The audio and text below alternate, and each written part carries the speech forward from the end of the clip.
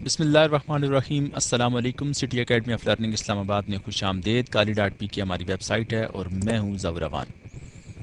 Microsoft word 2007 میں آج ہم جاننے کی کوشش کریں گے سٹائلز کے بارے میں۔ اس سے پہلے ہم جان چکے ہیں ہوم کے ٹیب کے نیچے کلپ بورڈ کے بارے میں، فونٹ، پیراگرافز اور کے بارے میں ہم پڑھ چکے ہیں۔ آج ہم جو ہے سٹائلز کے بارے میں جانیں گے اور مختلف سٹائلز اپلائی کر کے دیکھیں گے اپنے موجودہ ٹیکسٹ کو، اور دیکھتے ہیں کہ کس طرح سے یہ سٹائلز اپلائی ہوتے ہیں اور اس پہ کیا ایفیکٹ پڑتے ہیں۔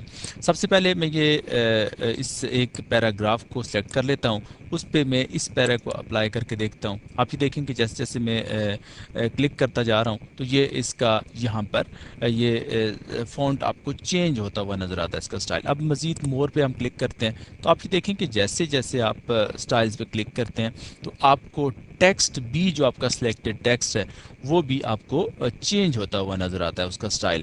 تو اس طرح سے یہ جو مختلف سٹائلز ہیں یہاں پہ بنے ہوئے ہیں، ان میں سے جو بھی سٹائل آپ کو پسند آئے آپ اس کا استعمال کر سکتے ہیں جو آپ کی ضرورت کو پورا کر رہا ہو۔ اس کے علاوہ اگر آپ یہ سمجھتے ہیں کہ یہ سٹائل آپ کے لیے ناکافی ہیں اور یہ آپ کی ضرورت کو پورا نہیں کر رہے، تو آپ ایسا بھی کر سکتے ہیں کہ اپنا کوئی سٹائل بنا کر اسے سیو کر لیں، یعنی کہ ایک ایسا سٹائل جو آپ کو بار بار اس کی ضرورت پیش آتی ہے اور آپ کو بار بار اسے بنانا مشکل ہوتا ہے، تو آپ ایک ہی بار بنا کے اسے کسی نام سے سیو کر لیتے ہیں، تو وہ سٹائل آپ کو بعد میں بھی آپ کی ضرورت پوری کرتا ہے اور آپ ایک کلک سے اس سٹائل کو آپ استعمال کر سکتے ہیں۔ جیسے یہ پیراگراف ہے، میں اسے تھوڑا سا چینج کرنے کی کوشش کرتا ہوں۔ میں چاہتا ہوں کہ اس کا ٹیکسٹ جو ہے وہ ایسا ہو جائے اور اس میں جو ٹائم کا یہ سٹائل آ جائے میرے پاس، اور اس طرح میں اسے بولڈ بھی کرنا چاہتا ہوں، اٹیلک کرنا چاہتا ہوں، انڈر لائن کرنا چاہتا ہوں۔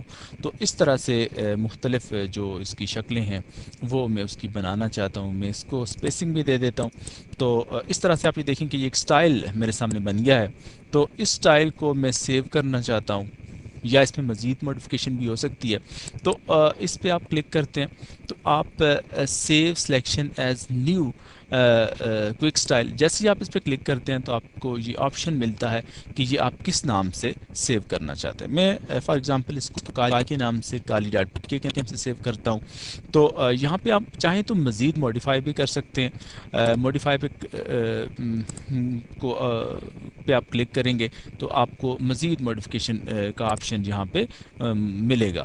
تو میں فی الحال اس پہ کلک کرتا ہوں۔ موڈیفیکیشن اگلے سٹیپ میں کر کے دیکھتے ہیں۔ اوکے پہ کلک کرتے ہیں تو سٹائل کو آپ نے ری نیم کر دیا ہے، کالی کے نام سے وہ کہہ رہا ہے کہ سٹائل آپ کا موجود ہے۔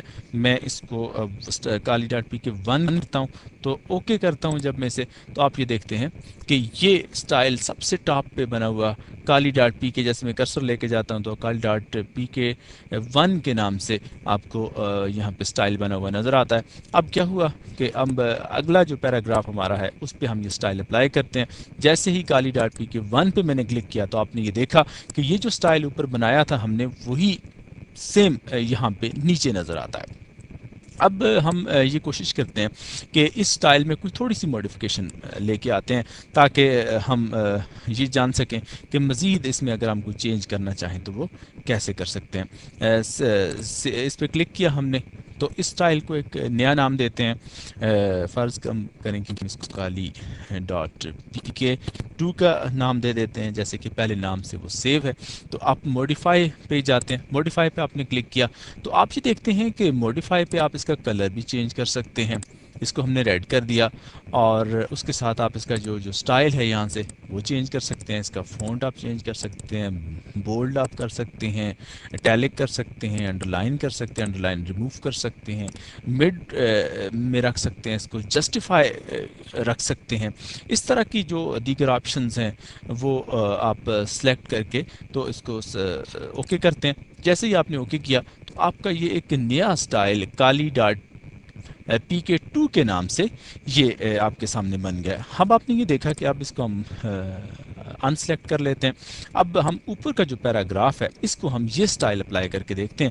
کالی ڈاٹ پی کے 2 پہ جیسے ہی آپ نے کلک کیا تو آپ نے یہ دیکھا کہ اس کا کلر تو چینج نہیں ہوا، لیکن باقی جو سٹائل ہے وہ سارے کا سارا نیچے والا ہی اوپر اپلائی ہو جاتا ہے۔ تو اس طرح سے آپ اپنے اس ٹیکسٹ کو اپلائی کر لیتے ہیں۔ ہم سارے کو پہلے کلیئر کرتے ہیں، سلیکٹ کیا اور سلیکٹ کر کے ہم اس کو ہم सारी फॉर्मेटिंग को क्लियर कर लेते हैं। आपने देखा कि अपने ओरिजिनल फॉर्म में आ गया है।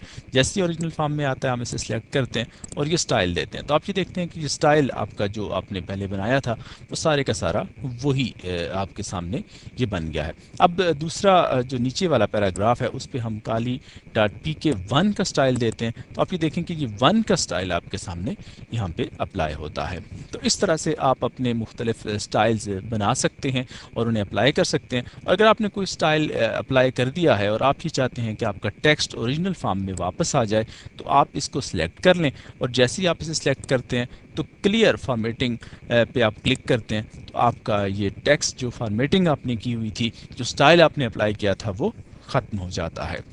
तो इस तरह से आपने कुछ स्टाइल्स को अप्लाई किया, कुछ नए स्टाइल्स बनाने की कोशिश की। जैसे आप मोर पे जाते हैं तो सेव सिलेक्टेड स्टाइल आप यहाँ पे सिलेक्ट भी कर सकते हैं। तो इसके साथ हम इससे आगे का जो ऑप्शन है उसे देखते हैं कि यहाँ पे जो चेंज स्टाइल्स का एक ऑप्शन है, इस पर हम क्लिक करते हैं तो आप ये देखें कि यहाँ पे आपको मुख्तलिफ़ तरह के स्टाइल्स नज़र आते हैं।